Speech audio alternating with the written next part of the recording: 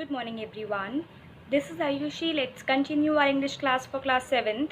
So students, today we are going to start a new topic, that is transitive and intransitive verbs. But before understanding these verbs, you should know what are the objects. So today we will learn what are the objects and how to use them in the sentence, how to identify in the sentence. So without further ado, let's get started. Yes, students. Now, as we know that today we have a topic transitive and intransitive verbs. Okay, but before starting this, first of all, you should know that what is a verb. So, what is a verb? This thing you must be knowing about this. So, a verb is a word that shows an action or a state of being. Now you can see here an action. From the beginning you are understanding that all the action verbs are called verb. Okay, so but it's not exactly, because in other words state of being. Now you can see here examples. He ran quickly. So this ran, this we can do easily the action, okay, of this word ran. By showing running we can easily do any action, and we can show, we can prove to someone that this person is running. But what is this is? Don't you think is also a verb? But can we do any action? No, we cannot do any action with this. So what happened? This is our state of being. Means this verb is showing that in which position this person is. That he is happy. Okay. So by this we can easily understand that we have, what is the verb? That a verb is a word that shows an action or state of being. Okay. In other words, they explain what something is or is doing. Fine. So means this person, what is this doing? Okay. By this we can easily understand. So I hope you have understood what is the verb. So before understanding transitive and intransitive, you must be knowing some of the points. So that we are going to start. Now the next one, that is dynamic versus stative verbs. So same as dynamic. So dynamic, same as action verbs, are called dynamic verbs. Sometimes referred to as action verbs, usually describes actions we can take or things that happen. Now see, some of the examples are over here. That is, these are become, then drink, then eat, go. Now you can, students, now just try to do all these action. Can you do this? Go, grow, learn, read, run, sleep, talk, type, walk, watch, work, and write. So I hope you all can do this clearly, isn't it? So we all can do example, we can all can do actions of these words. So these verbs are called dynamic verbs. What are these verbs? Dynamic verbs, or we can say these verbs are called action verbs. Okay. So I hope you have understood. Now the stative verbs. Stative verbs usually refer to a state or condition which is not changing or likely to change. Okay, that is state we are talking about. The stative verbs cannot normally be used in continuous like be plus ing. We cannot use in the ing forms. Like you cannot do hating, you cannot do liking. Liking, it's a different thing, but as a verb we cannot use that. Okay, loving, we cannot do that. Fine. So that is, normally we do not use, but in the different cases we can use them. I am not saying that we are not supposed to use. In different cases we can use. Okay. Now see, what are the stative verbs? Simply they refer the state or condition. Fine. So now just see here, that is, what are these verbs? Hate. Now try to imagine that, can you do any action? Hate, like, love, prefer, doubt, seem, know, own, recognize, understand, think, mind, have.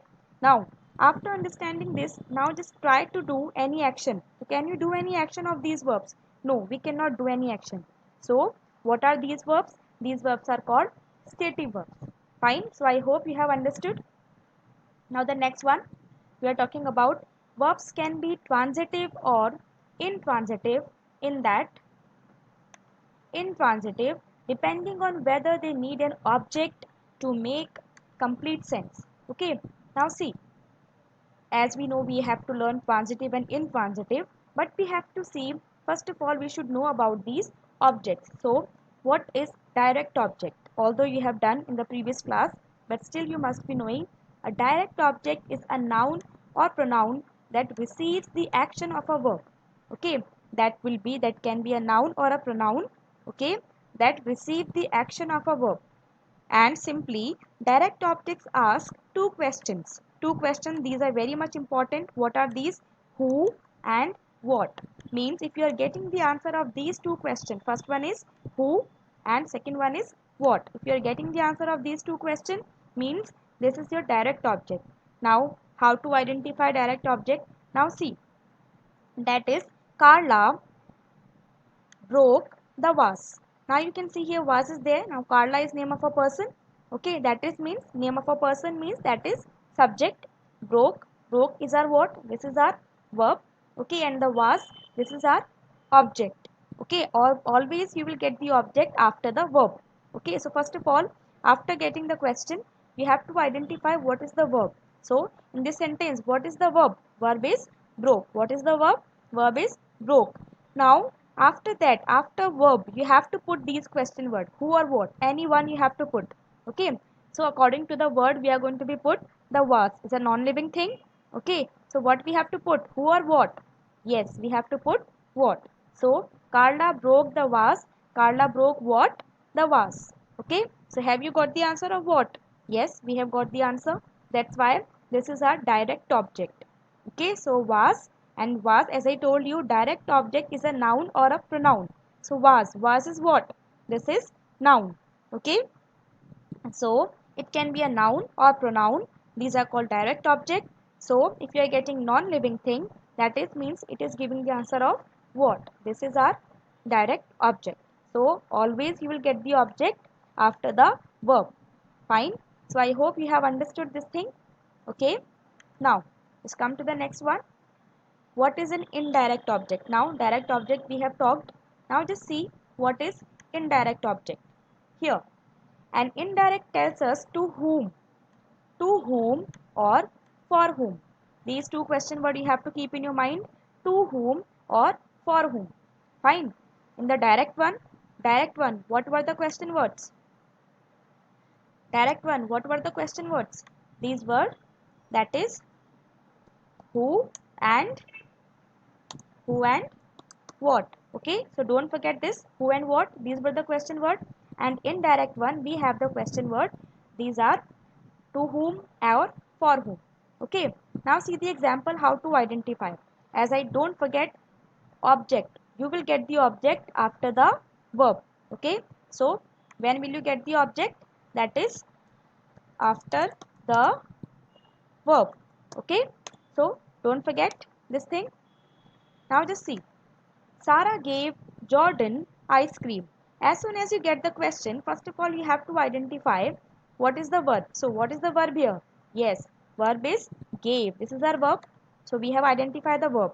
After that you have to see what are the points given. Sarah gave Jordan. Sarah gave to whom? Okay, so that is Jordan. Sarah gave to whom? That is Jordan. So Jordan, this is our indirect object, and Sarah gave Jordan what? What? This answer, ice cream is non-living thing. So we have to put here what? So that is indirect, that is direct object. So in this sentence we have both the objects.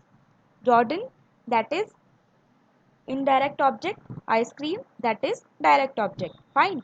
Now see, the indirect object is always before the direct object. It is saying always, but not always actually. I will be giving you any example here.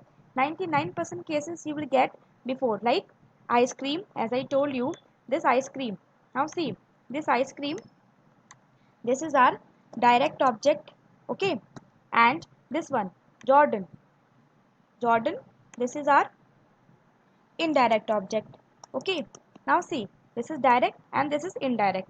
Now it is saying the indirect object is always before the direct object. Direct object is here, and it is saying indirect you will get before the direct. In this it is completely right, so we don't have any problem. In this it is clearly right. Okay, but it is not compulsory all the time. So here we have the pattern, subject, as subject is what? That is Sarah. Verb is what? Gave. Indirect object is what? Jordan, and direct object is what? Ice cream. Okay, so this we have the pattern that you have to follow. Many of the cases you will get the same pattern. So I hope you have understood. Main thing you have to keep in your mind, direct object, you will get the question who and what. Okay, fine. For the indirect one, you will get the object to whom. Now just see the next one. We have direct plus indirect object. Both. How you can see both the objects in the same sentence. Now just see. Sentence can contain both a direct and indirect object. Example, I gave the book to Lord. Okay. So first of all, as I told you, you have to identify the verb. So here, what is the verb here? That is, verb is, this is our verb is gave. So what is the verb here? Verb is gave. Okay, now we will get the object after the verb. So the book, I gave. Now you have to put the question word, I gave what? So book is a non-living thing. What is what? Direct object. Okay, what? The book is what? Direct object. And to whom? To whom? To whom? We have got the answer of to whom. So to whom is what? Indirect. Okay, so that is Lord. Lord is what? That is our indirect object. So I told you in many of the cases you will get, but not in all the cases. Fine. Now here it's completely opposite. First of all, we have got the direct object, and then secondly we have got the indirect object. Now let's see the next question. I sang a song for Ivrea. Now here, what is verb here? First of all, verb is sang. Okay. Now just put the question word. See students, don't forget beta, you have only three question word. The first one is, we have only three question word. The first one is, that is who. Second one is what, and the third one is to whom, and the fourth one is for whom. Okay, keep these question word in your mind. Fine. Now see, I sang, put the question word here, a song. I sang what? So what? This object is direct object, and for whom? For Iria. So Iria, that is our indirect object. For whom we have got the answer Iria, that's why this is our indirect object. Okay. Now see the next one. Pauline taught us the future tense. Now here, now see in both the sentences what happened. First of all, we have got the direct object. See, direct. Then we have got the indirect object. Okay. Now see here, in this we have the different cases are there. First of all, we are getting indirect. How? Just see. Pauline taught us the future tense. What is verb here? Verb is taught. We have got the verb. Now put the question word, us. Pauline taught whom? Okay, Pauline taught to whom?